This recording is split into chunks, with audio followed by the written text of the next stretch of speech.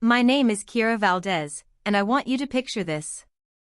I'm sitting in the conference room at 9:30 in the morning, and our HR director, Pamela, just finished telling everyone that bonuses are canceled this year because we're tight on budget. I'm looking around at my coworkers' faces, and I can see the disappointment. But here's the thing, I had just brought in 6 major contracts in my first year. 6 contracts worth over $2 million in revenue. And they're telling me there's no money for bonuses? But that's not even the part that made me want to burn everything down. 3 days later, I walked past the executive conference room and saw catering being set up for their quarterly retreat planning meeting. Salmon. Fancy desserts. The whole thing. Then I noticed the architectural plans spread across the table. They were renovating the executive floor. New furniture. Marble countertops. Some kind of meditation room. That's when I realized they weren't broke. They just didn't think I deserved anything. Before I go deeper into what happened, could you please take a few seconds to tell me in the comments where you're listening from? Because I want to know where my story reaches, and also, like, subscribe, and click the bell icon. Because what I'm about to tell you is going to show you exactly how I made them pay for every single month they made me wait.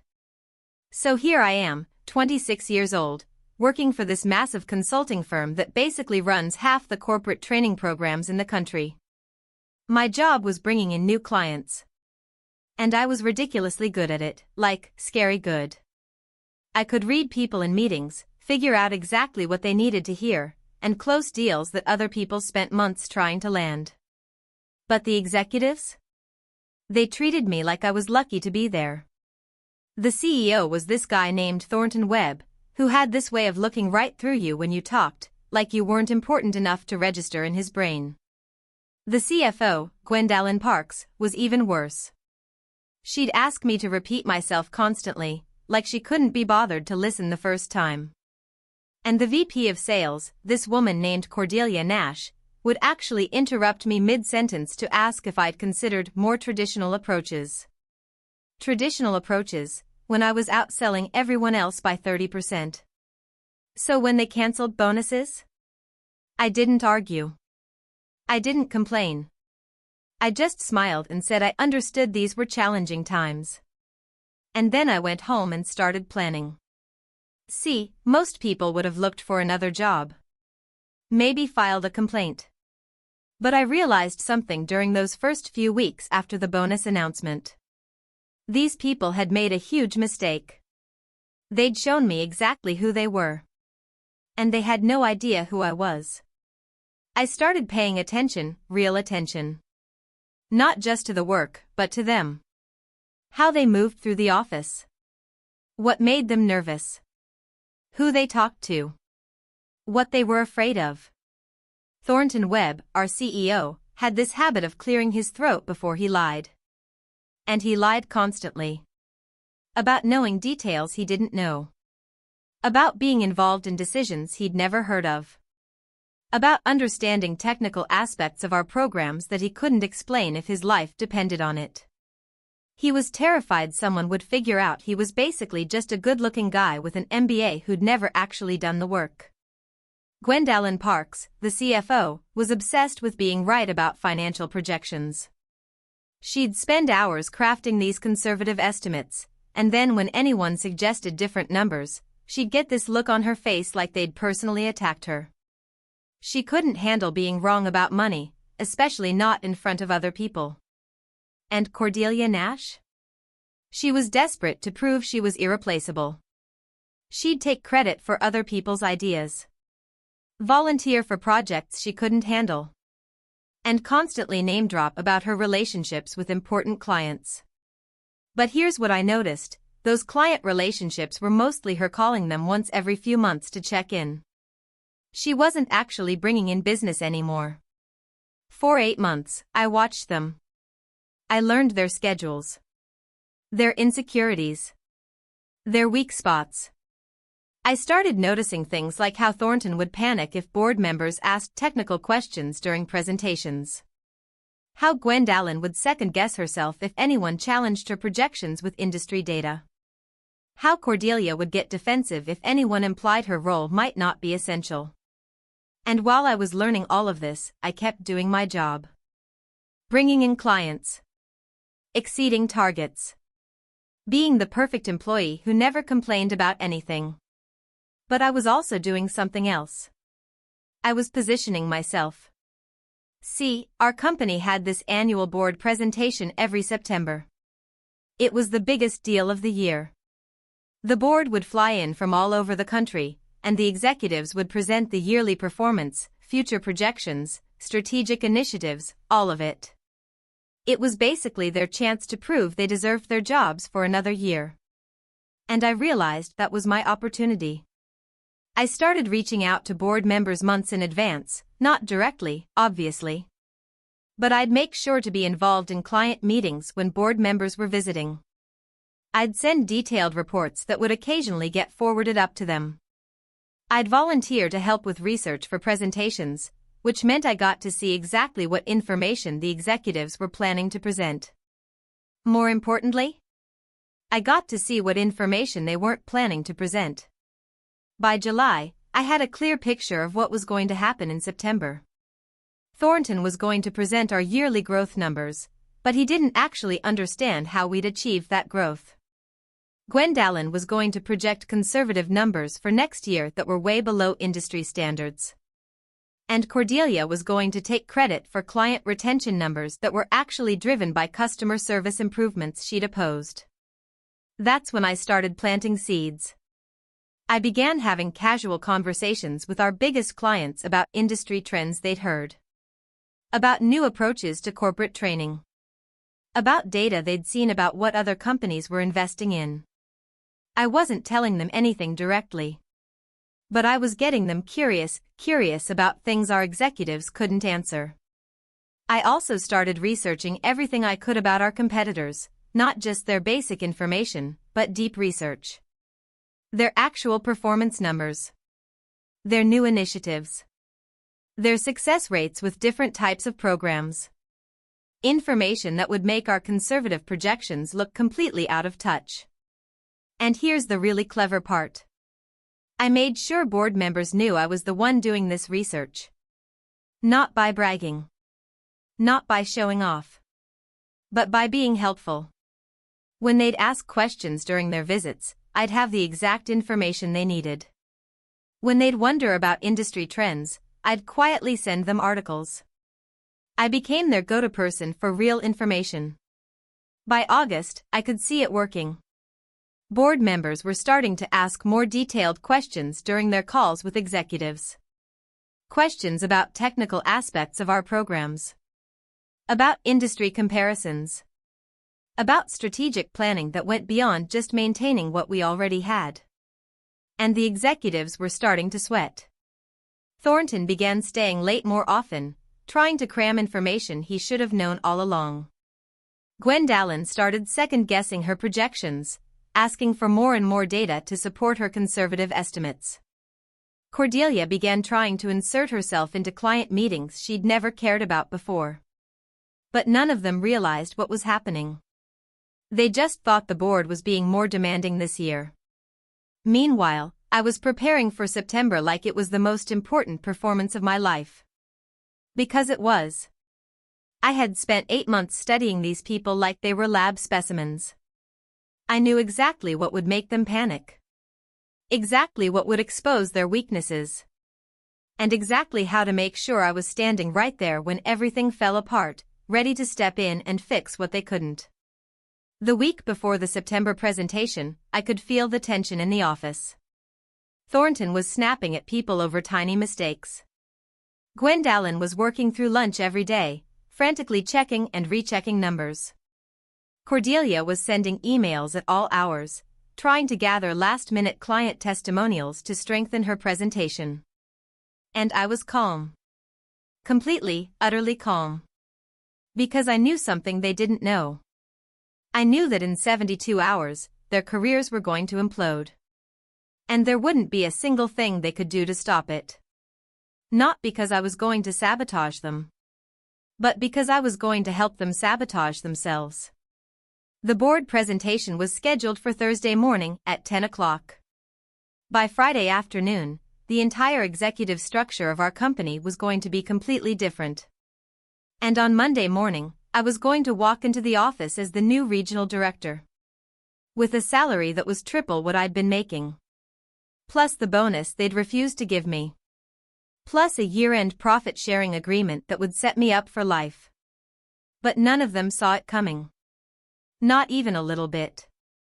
Thursday morning arrived like Christmas morning for me.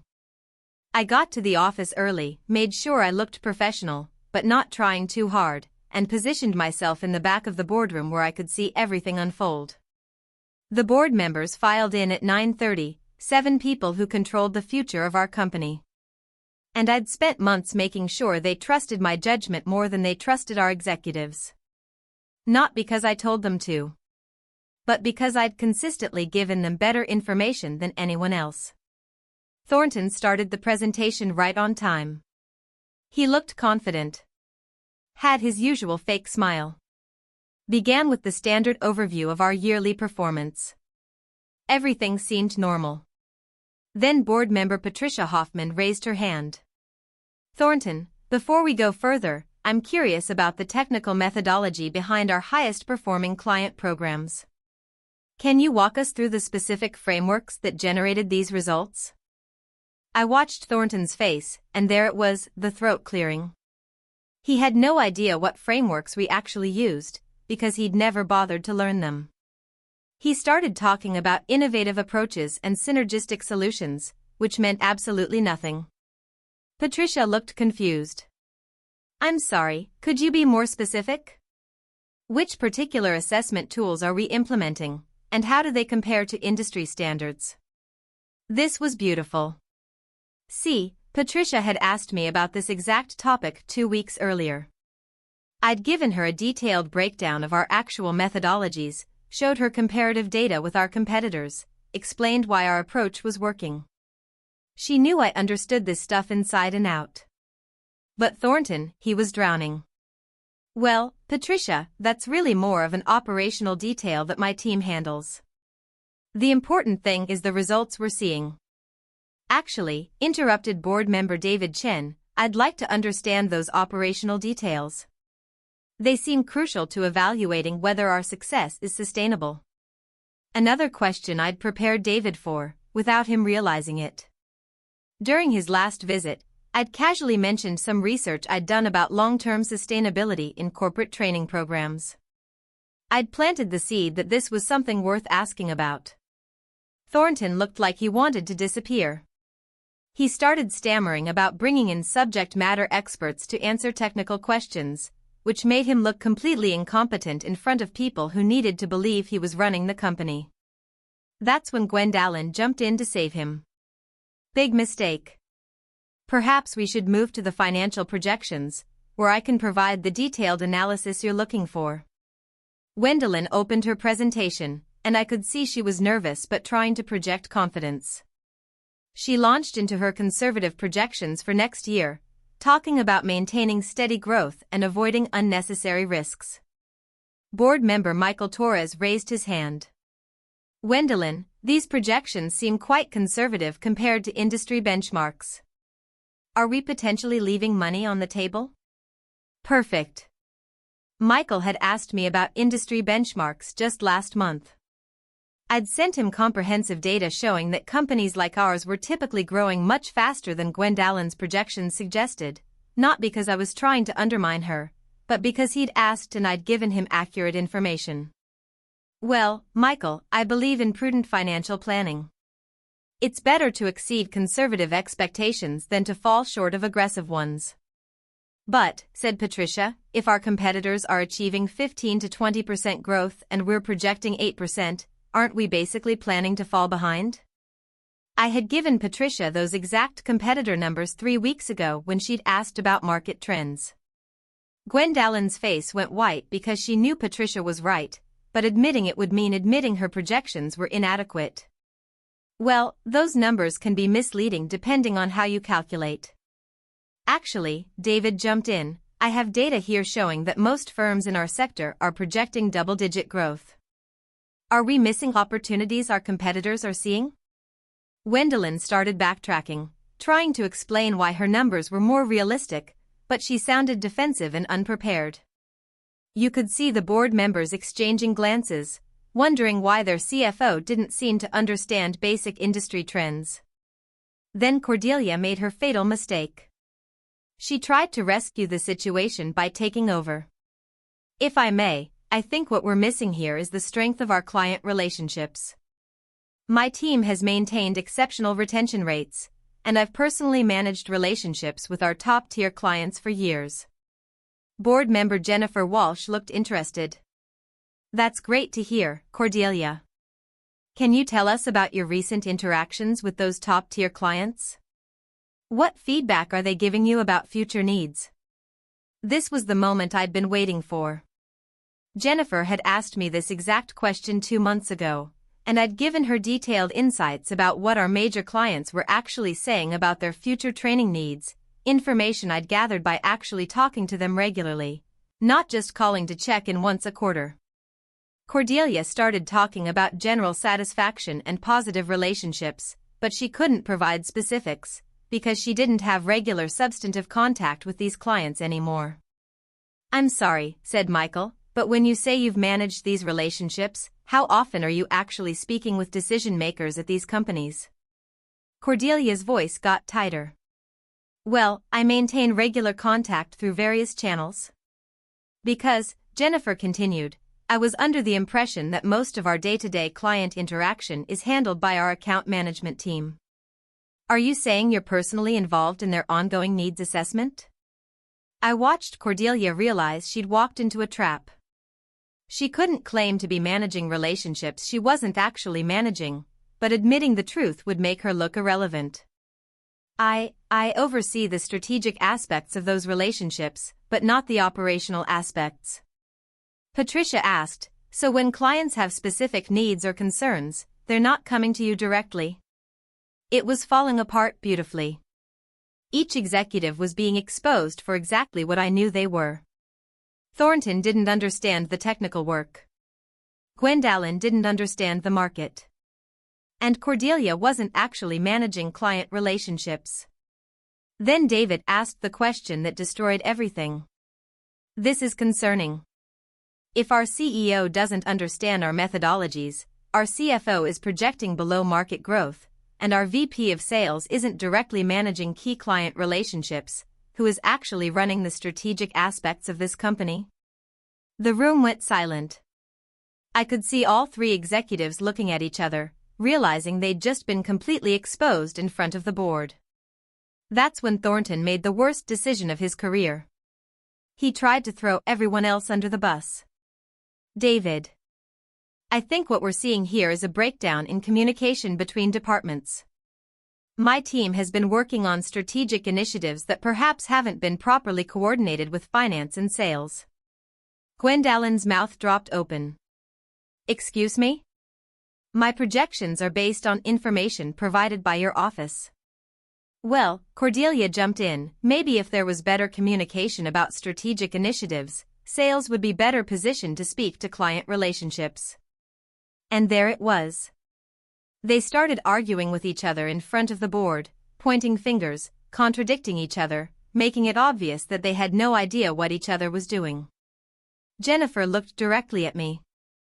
Kira, you've been quiet back there. You work closely with all these departments, what's your perspective on our strategic coordination? This was my moment. 8 months of preparation led to this exact question. Well, I said, standing up calmly, I think what we're seeing is the difference between high-level oversight and operational knowledge. Our programs are actually performing very well, but the metrics we use to measure success and the client feedback we receive daily don't always get communicated up through traditional reporting channels. I pulled out my tablet. For example, our technical methodologies are actually quite advanced compared to competitors, but they're complex systems that require hands-on experience to explain properly. Our financial performance could support much more aggressive growth projections, but only if we're tracking the right metrics and understanding market opportunities. And our client relationships are stronger than ever, but that's because we've shifted to more frequent, substantive interactions that go beyond traditional account management. The board members were nodding. Finally, someone was giving them clear, confident answers. Can you elaborate on those market opportunities? Michael asked. For the next 20 minutes, I walked them through everything, real technical explanations of our methodologies, detailed market analysis showing where we could grow, specific client feedback about emerging needs. Information I'd been gathering for months, while the executives focused on presentations and politics. By the time I finished, the contrast was obvious. The executives looked confused and defensive. I looked prepared and competent. Patricia asked the question that ended their careers. Kira, in your opinion, what would need to change for us to reach our full potential as a company? Honestly, I said, I think we need leadership that understands our work at an operational level, financial planning that reflects market realities, and client relationship management that focuses on ongoing value creation rather than periodic check-ins. The talent and systems are here, we just need strategic direction that's based on actual knowledge rather than assumptions. David nodded slowly. That's very insightful. Thank you. The meeting ended with the board requesting private time to discuss what they'd heard. The executives filed out looking like they'd been hit by a truck. Over the next 2 weeks, everything happened exactly like I'd planned. The board called individual meetings with each executive. Thornton couldn't answer basic questions about company operations. Gwendolyn couldn't defend her projections when challenged with industry data. Cordelia couldn't provide evidence of her strategic value to client relationships. Meanwhile, I kept doing my job perfectly. Kept providing valuable insights to board members when they asked. Kept demonstrating that I understood every aspect of the business they were concerned about. On the last Friday of September, Thornton was given a choice, resign or face a vote of no confidence. He resigned. Gwendolyn accepted an early retirement package.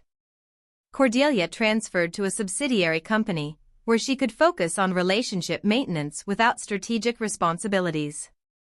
On Monday morning, October 1st, I walked into the office as the new Regional Director of Strategic Development. My salary had tripled.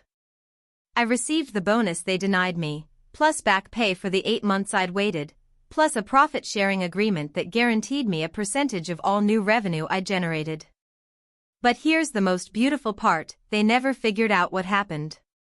They just thought the board had become more demanding, that market pressures had exposed their weaknesses, that timing had worked against them. They had no idea that for 8 months, I'd been systematically studying their insecurities and creating situations where those insecurities would destroy them. The company is doing better than ever now. We're growing at 22% annually. Client satisfaction is up. Revenue is up. And every month, when I get my profit-sharing check, I remember that meeting in September when they told me there was no money for bonuses. Sometimes people ask me how I did it, how I went from being dismissed to being in charge in less than a year. The answer is simple. I paid attention. I learned. And I waited for the right moment to show them who they were really dealing with. They thought they could treat me like I didn't matter. Instead, they taught me exactly how to make sure I was the only one who mattered. So if you're in a situation where people are underestimating you, where they're treating you like you don't deserve recognition for your work, remember this story. Sometimes the best revenge isn't getting even. It's getting everything. If this story inspired you, hit that like button and tell me in the comments what moment hit you the hardest. And if you know someone who needs to hear this, share it with them. Because sometimes, people need to know that patience, preparation, and paying attention can be the most powerful weapons you have.